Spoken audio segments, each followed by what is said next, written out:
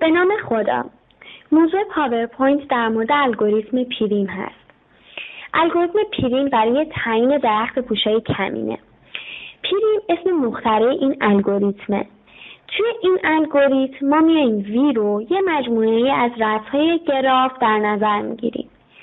این الگوریتم به یه مجموعه تهی از یالها به اسم F و زیر مجموعه از رأس‌ها به اسم T شروع میشه.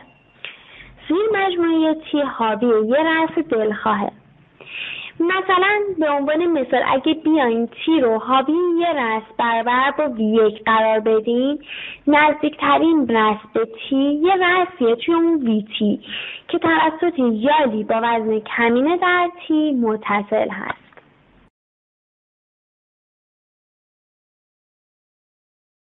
انقدر این قضیه رو ادامهش میدیم تا اینکه تیمون برابر با وی در بیاد.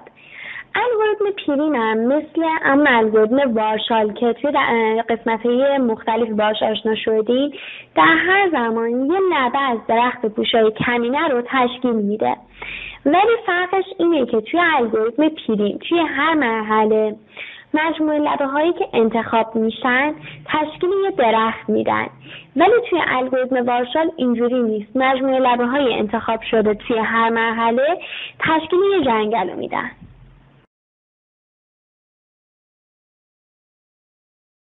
به بیان دیگه میایم از یه رأسی شروع میکنیم و کمترین یال رو، منظورمون اون یالی هست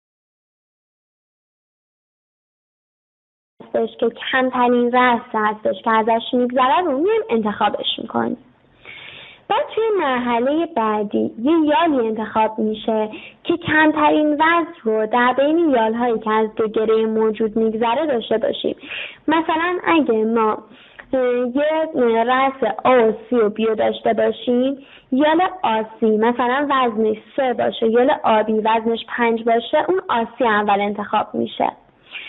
به همین ترتیب توی مرحله بعدی این یالهایی رو انتخاب میکنیم که کمترین وزن رو بین اون یالهایی داشته باشه که از گره موجود میگذرن، چون بعدش ما میایم 3 گره رو انتخاب میکنیم و به ترتیب همینجوری این قضیه افزایش پیدا میکنه.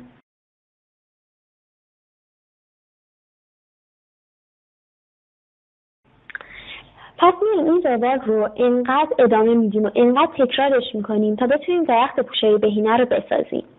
فقط باید دقت بکنیم و توجه داشته باشیم که یال انتخابی توی هر مرحله در صورت انتخاب میشه که توی گراف ایجاد دور نکنه. تفاوت روش پریم با روش کراسکال. تفاوت روش پریم با روش کراسکال توی این هستش که گرافی که حاصل میشه توی روش پریم میاد همیشه متصل میشه، همیشه توی تمام مراحل میانیش همیشه متصله، ولی توی الگوریتم کراسکال در آخرین مرحله است که قطعا متصله.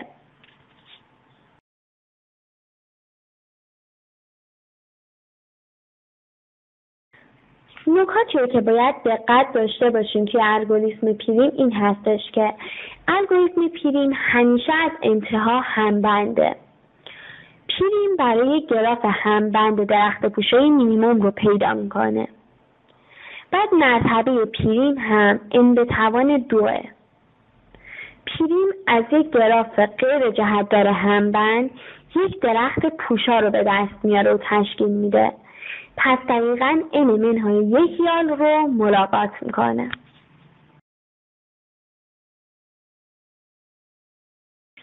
حالا میخواییم بیاییم درخت پوشای کمینه رو تعیین کنیم. ابتدا رأس 1 رو به صورت دلخواه انتخاب میکنیم. بعدش میایم یه رأس 2 رو انتخاب میکنیم به خاطر اینکه نزدیکترین رأس به مجموعه 1. بعد میایم رأس 5 رو انتخاب میکنیم به خاطر اینکه نزدیکترین رأس به 1 و 2، یعنی توی مجموعه 1 و 2 در نظر میگیریم که 5 میشه نزدیکترین رأس به این دوتا.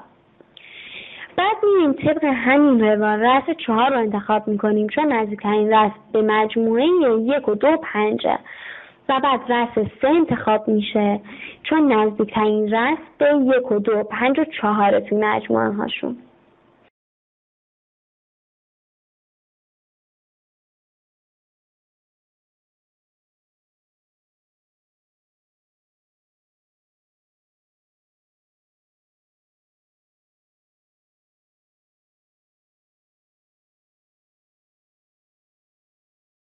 حالا توی درک بهتر الگوریتم پیری میام یه مثال میزنم. توی این شکل توی این اسلایدی که میبینین گفته اجرای الگوریتم پیرین بر گراف مقابل رو بیابید.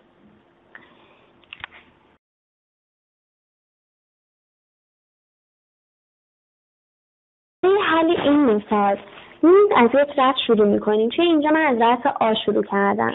بعد یالی رو که با این رسم مجاور و کمترین وزن رو داره انتخاب میکنیم. توی اینجا یالهایی که یال آسه و آبی توی اینجا مجاور با هستن با رسم آ، ولی ما توی اینجا یال آسی رو انتخاب میکنیم، یعنی بعد رسم سی رو قرار میدیم به خاطر اینکه وزن یال آسی 6. بعد میریم به همین ترتیب رسم ای رو قرار میدیم بعدش، به خاطر اینکه اون یالی رو که بین مجاور هستش و کمترین وزن رو داره باید انتخاب بکنیم. حتی باید بگم که باید با حداقل با یکی از این دو رسم فعلی که انتخاب کردیم یعنی آسی مجاورت داشته باشه. بعد میریم رسم بی رو انتخاب میکنیم به خاطر اینکه بعد از اینا هم با آ مجاوره، همین که وزنش نسبت به بقیه روز و نسبت به بقیه یالها کمتر هست. بعدم به همین ترتیب میاییم رسم اف انتخاب میکنیم و یال بی اف رو تشکیل میدیم چون وزنش 4 و نسبت به سی دی و نسبت به جی دی کمترین وزن رو داره. بعد میاییم یال سی دی رو انتخاب میکنیم که یالش یعنی که وزنش میشه 7. بعدم جی دی رو انتخاب میکنیم که بیشتر از همه وزن داره و بعدش هم که وزنش 8. بعد به همین ترتیب میریم حالا اگر رسم‌ها و یال‌های دیگه‌ای هم داشتیم به همین ترتیب اضافه می‌کنیم که باید کمترین وزن رو داشته باشن و حداقل با این رسم‌هایی که انتخاب شدن و رسم‌هایی که فعلی داریم باید با اونها مجاورت داشته باشن. به همین ترتیب میتونیم الگوریتم پیرین رو پیاده سازی کنیم. با تشکر از شما که به این اسلاید به این پاورپوینت گوش دادین. امیدوارم که براتون مفید واقع بشه. مرسی. خداحافظ.